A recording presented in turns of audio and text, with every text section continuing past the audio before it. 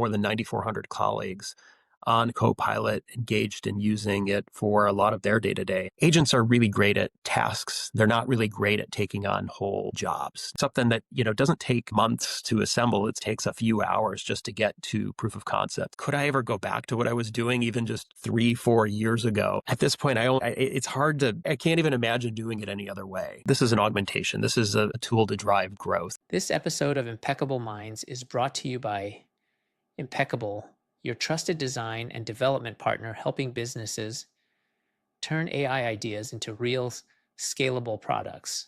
From conversational agents to data-driven workflows, Impeccable helps you build the next generation of intelligent customer experiences.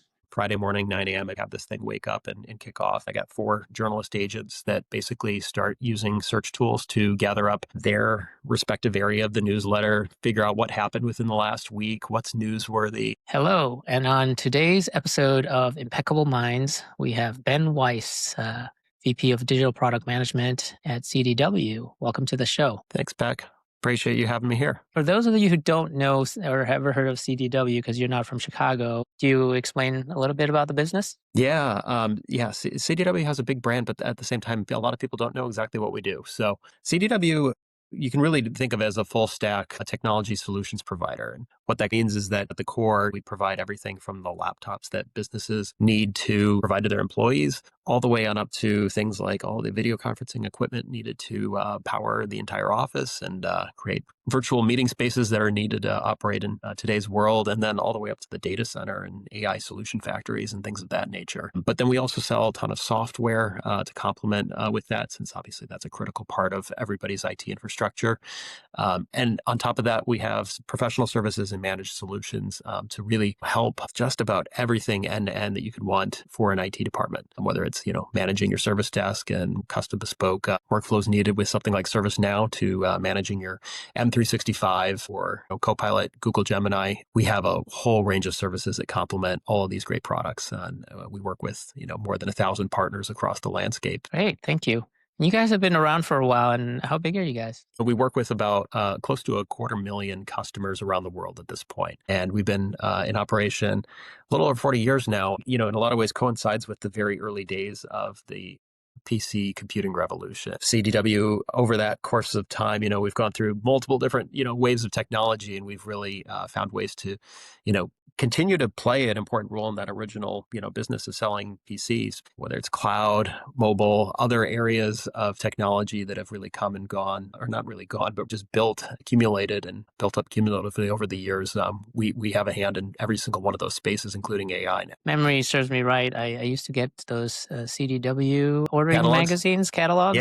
Yeah, it's always fun. Those sometimes will pop up on eBay from time to time, and I'm always shocked at what they'll actually sell for, but it is kind of like a fun way to go back in time. And I think makes CDW different from a lot of others is that we've always been really focused on business to business. So even if you look at our website, it looks like e-commerce you come to know and use everywhere, but we have a very different flavor of it that is very much geared towards that business to business buyer and their needs, which are markedly different from like a B2C space. Yeah.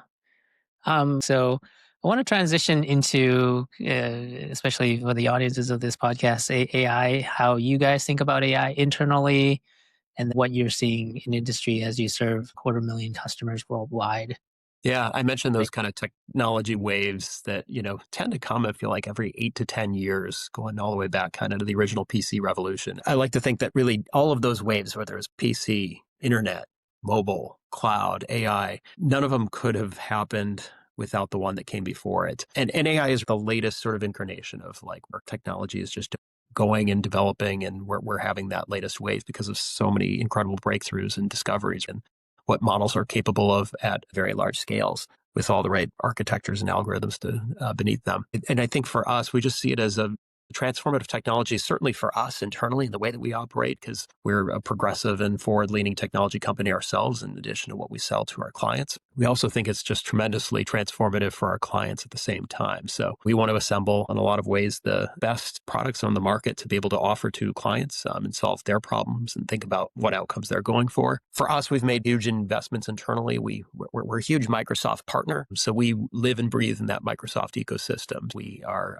heavy Copilot Copilot users ourselves. We are doing everything from building Copilot agents across the spectrum of tools that they offer, the Copilot Studio for sort of that low and no code environment. What are some of your personal use case? How are you leveraging AI? And in terms of leverage, how much are you saving or gaining in terms of productivity or time saved? For me personally, it seems silly almost to quantify at this point because the real test for me is like, could I ever go back to what I was doing even just 3, 4 years ago? And at this point, I can't even imagine doing it any other way. I really feel like I've had to rewire my brain over the last couple of years to say, given any problem in front of me, I just map out and break down the steps. And I'm like, okay, that I'm going to do myself. That's going to be insert Copilot here, insert, AI tool of choice here. And it really is this complete reimagination where I can compress the time down so dramatically and honestly eliminate a lot of the things that would have been like a hard handoff or manual handoff to somebody else to be able to take on because I either didn't have the right domain expertise to be able to answer that thing to a level of credibility that I feel like I absolutely need. But it's amazing what just literally one or a small team can do with a lot of these tools. Yeah, it's become a sort of a sparring partner for me, a coworker, definitely more than a personal assistant because it's just got so many skills. What is AI adoption like within CDW? At this point, more than 9,400 colleagues on Copilot engaged in using it for a lot of their day to day. Over the last, I would say, close to 6 months, we've really empowered a lot of the workforce with what I call like level 2 agents. So not just I like to think of this in terms of levels. Level 1 agent to me is like GPT, it's Claude, Gemini, Copilot. It's the closest you can get to the raw model, useful for a very wide variety of purposes. But then I think about agents in other levels above that for more narrow use cases, but often better suited when you can match up your need to that particular use case. So to me, a level 2 agent is a good example of that is deep research, or in the Microsoft world, they call that the researcher agent, using the same underlying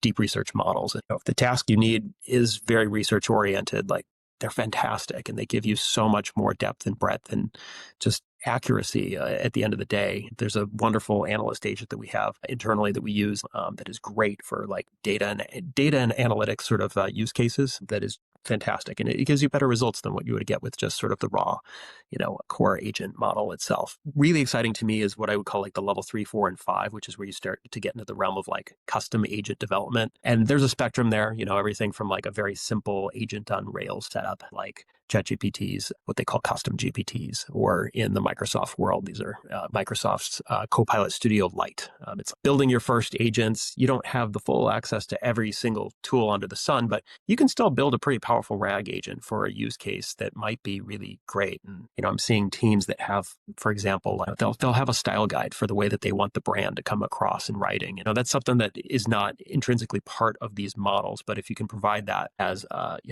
as an artifact and a resource for a RAG knowledge base, and then with the right prompt engineering to craft a system prompt, you can build an agent that will take anything that you've written and format that properly to the company's style. And I think use cases like that are just awesome. It's the type of thing that, previously would have been like, you need to send this through the editorial review process and someone's got to sign off on this. And now you can have literally one person who may not be the world's greatest author put out something that is, uniform and consistent and it fits the brand. And that just wasn't possible. Without going too long here, but the, level 4 and level 5 for me are where it gets really exciting, where level 4 is the low code, no code tools. And for us, that's a lot of Copilot Studio.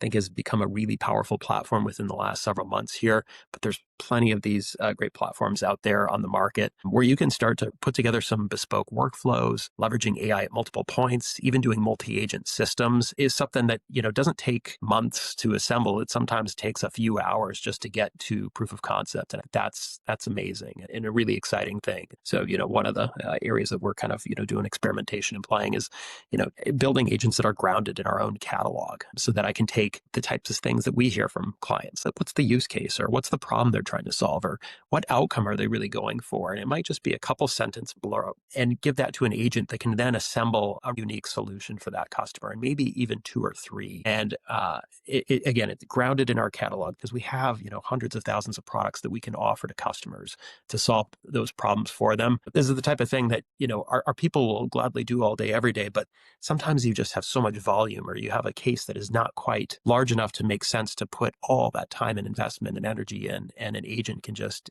whip that out in, 30 seconds or less. And that's really cool. And with your product catalog, it just becomes an impossible task for even the most veteran salespeople to be able to customize, tailor a solution, know it all, and learn all the new features and developments of. We have a few partners, and it's honestly just even keeping track of the new developments and new announcements of partners is impossible. I think maybe a utility there. I can imagine a world where they're on a Teams meeting with a customer like this video, and then there's a agent sales co-pilot that's listening real time and hearing the pain point and just for the salesperson surfacing some of this in a private chat off screen, and then they can sound really smart and offer suggestions. Oh, we have this product or that this vendor's product. I totally agree. I think of what we're building, especially internally, we want to build the assistant for the seller. It's less about how do we replace, the people. This is an augmentation, a tool to drive growth. And I think for most businesses, that's the real opportunity in front, because agents are really great at tasks. They're not really great at taking on whole jobs. Jobs are really, massive collection of very disparate tasks. And I've yet to see anything that can really, perform that level of like depth, or that we're just not there. Give it 5 years.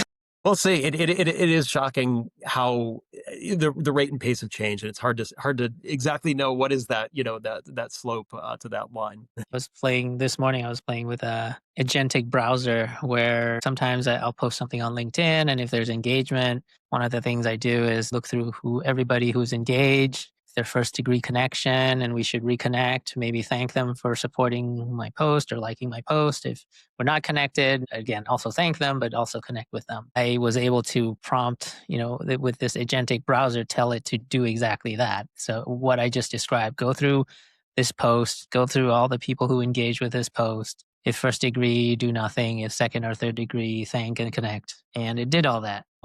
This is something that I used to do or my EA used to do. And now I showed my EA, if I tell you to do this, you don't even have to do this. Here's how you do it with an agentic browser. Was that with Atlas? No, because Atlas is only on Mac and sometimes I'm on PC. Perplexity Comet. Yeah. There's so many different ones coming to the market now. So I had this task done, Perplexity, when it first launched and it couldn't do it. And sometimes when you play with early technology and then you write it off because it sucked, I was like, okay, it's been a while.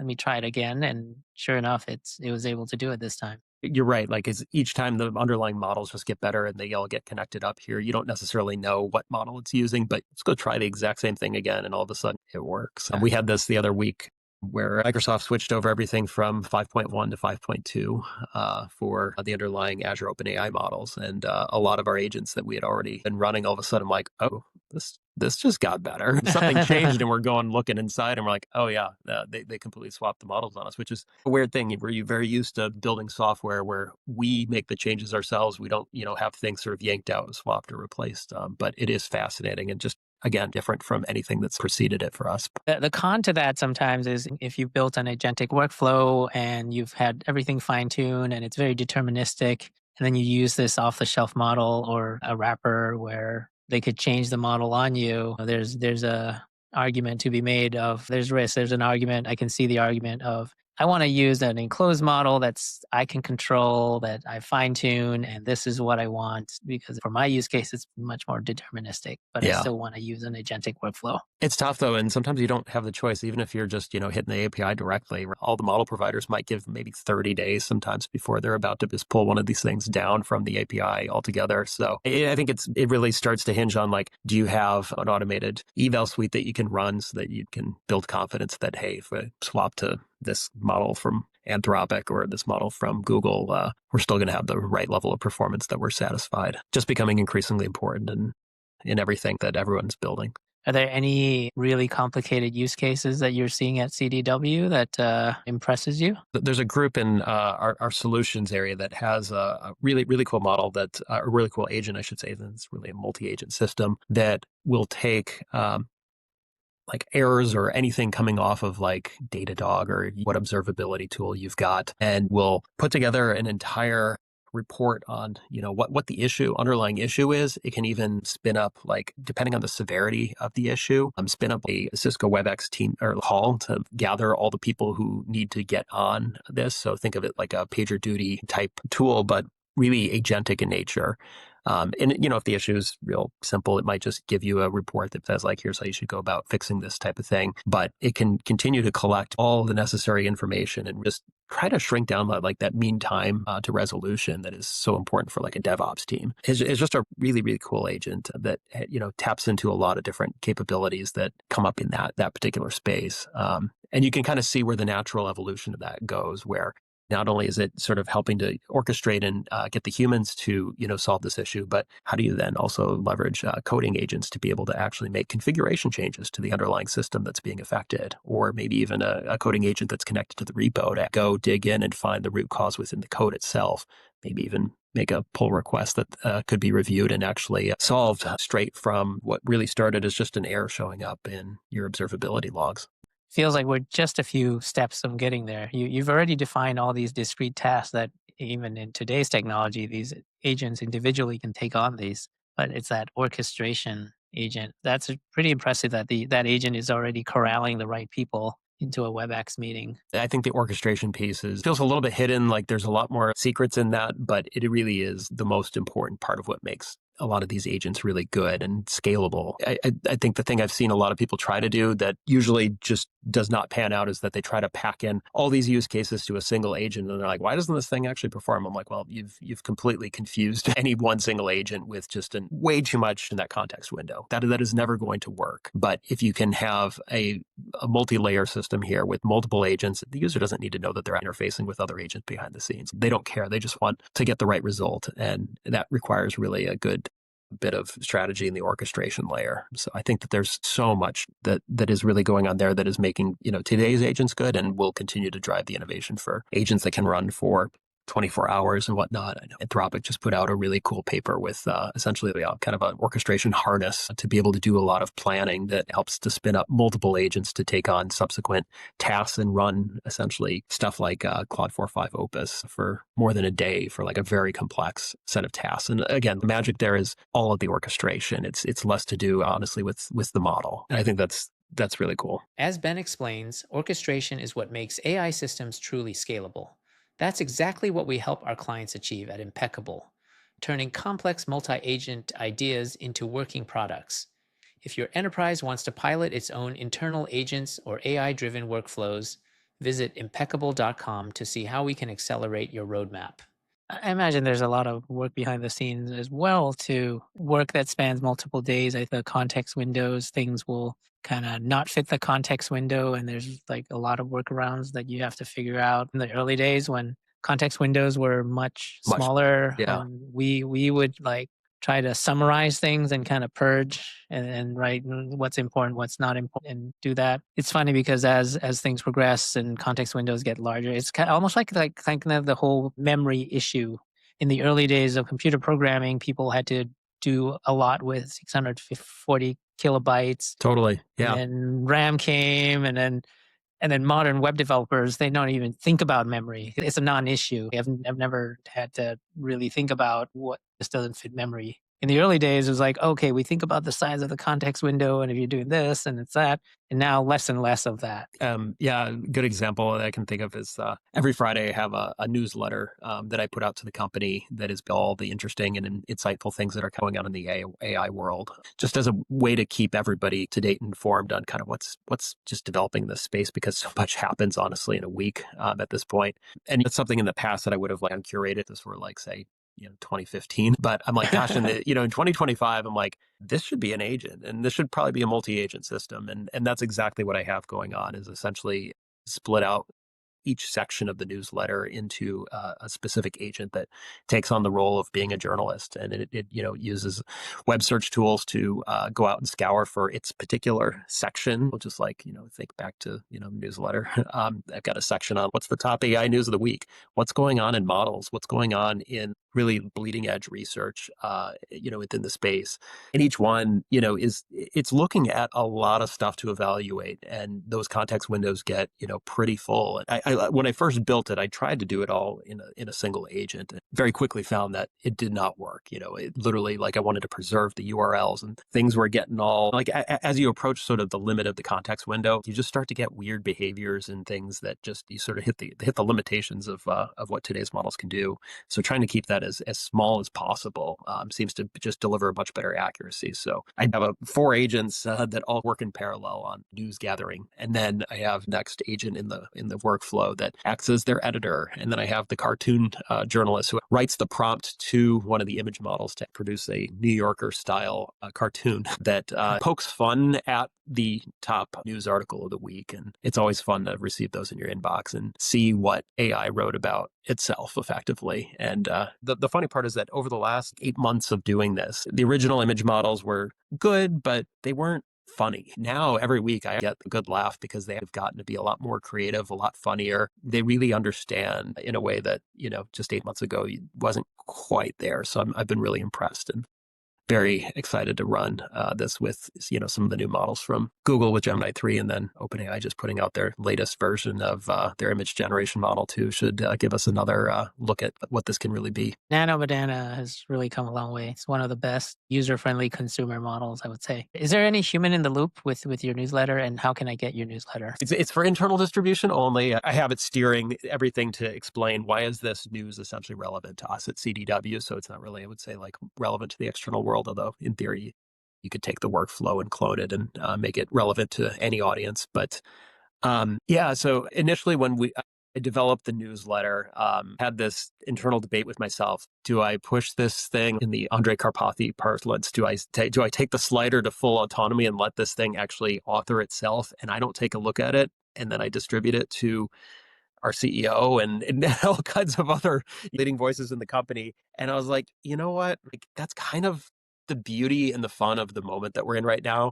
I think that they'll be okay that it's going to make a few mistakes. So I did. I will just say that the very first one, I had it sent just to me and then I forwarded on to everybody just because I got a little bit nervous about it. But at this point in time, it just goes out fully autonomously to everybody on it. So I'm reading it at the same time as everybody else. I make no edits to this thing whatsoever. We just let the agents roll with it. And you can do that with this type of thing. If it gets something wrong, or occasionally you do, actually the things that it gets wrong are less to do with the agents. It's more that like the API had just a weird quirk. So one of my journalist agents just didn't write its section for the day is usually what happens more than anything else. And, I've tried to make the workflow a little bit more fault resilient. So I'm like, you know what, if I got 3 of the 4 sections right, like, let's keep that rolling. We don't need to completely fail this whole thing. And I hate having to go back in and rerun this thing manually. What a waste of tokens. We've already run this many, like just let's use those. But yeah, it's fully autonomous now. I really tried not to do a lot of human in the loop on this one. And again, like, the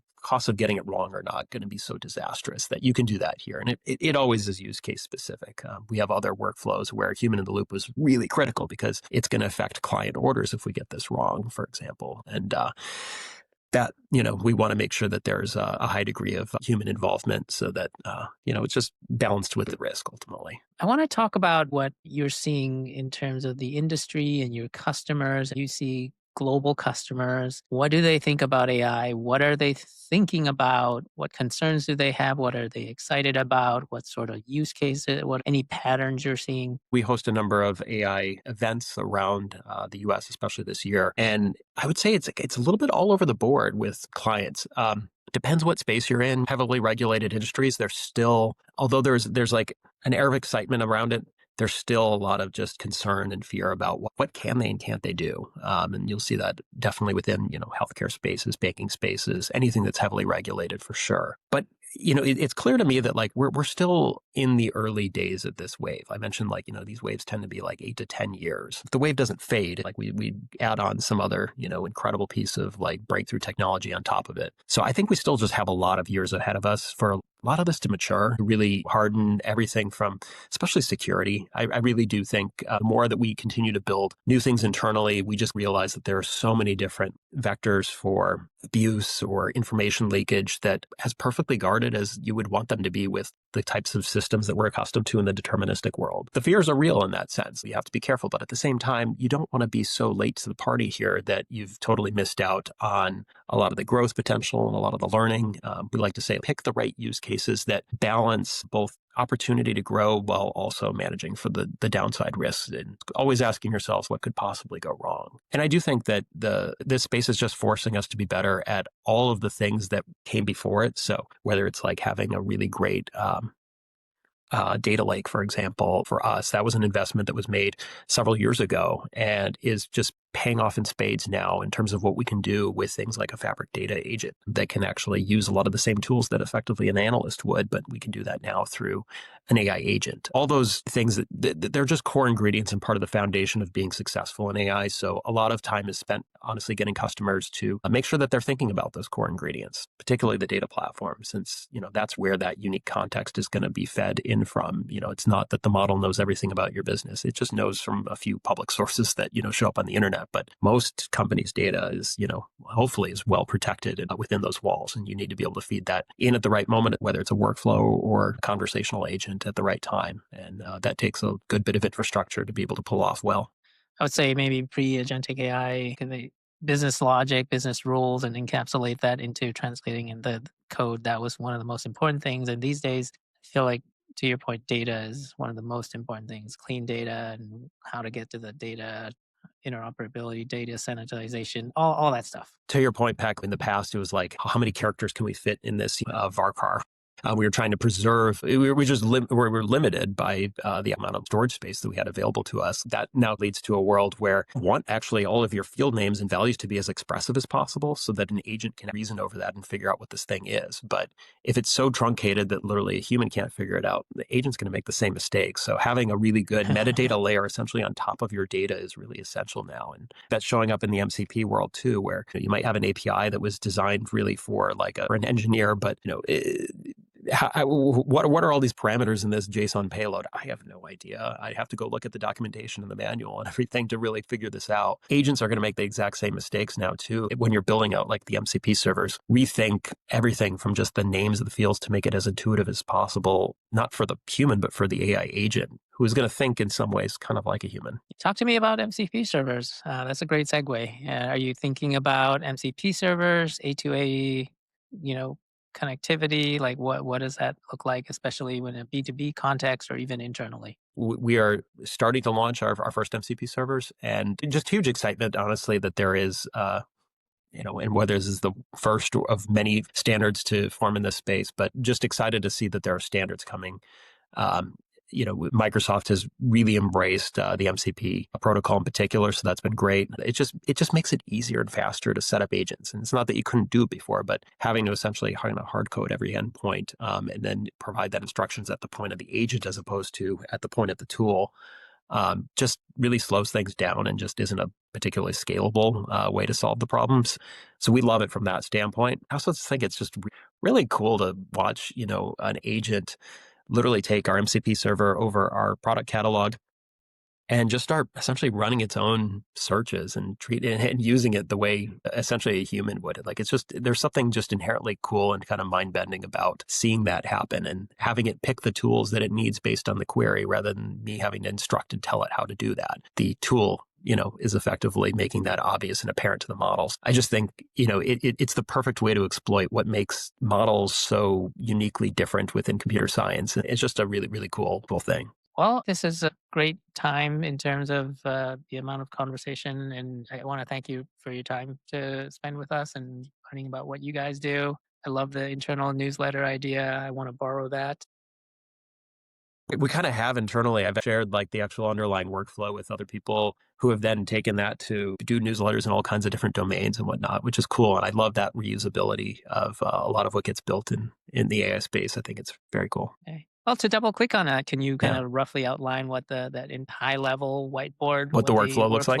Looks like, yeah. It starts off in my case with just a time-based trigger. So Friday morning, 9 a.m., I have this thing wake up and kick off. And then, like I mentioned, I got 4 journalist agents that basically start using search tools to gather up their respective area of the newsletter, figure out what happened within the last week, what's newsworthy. And I provide a certain amount of prompting there to help it, consider like what makes something a really good, credible source. Because one of the things I found in building this out is that there's just a lot of AI slop that kind of gets thrown out onto the web and it looks like news, and it also gets picked up very quickly by other AI agents. And I'm like, I don't want that. I want you to really focus on what are like credible, newsworthy sources of information. So I give a little bit of steerage around that. But it chooses what goes into the newsletter. Like I mentioned before, I basically combine the outputs of all 4 of those agents. That gets assembled by an executive editor agent. I have a background, go back in time. Now for me, I worked in a television newsroom. So I took a little bit of what I observed and had seen work there, where you have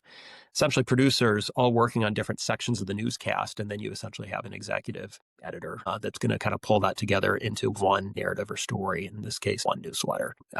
I do think it's really cool to mimic a lot of like how humans have chosen to organize and to divide up tasks into reasonable chunks and apply that essentially within the agent workflow as well. Again, good way to sort of manage the context window and make sure that we're not trying to do too much at one point and sort of losing fidelity. After we have the actual content assembled, then it goes to an agent who looks at the first news story and writes a prompt to an image generation model, because I want that cartoon. The cartoon sort of like, it's the piece that people get excited for the most, to just see, what AI is going to write about itself. And again, like, I'm not going to figure out what the actual cartoon is going to be.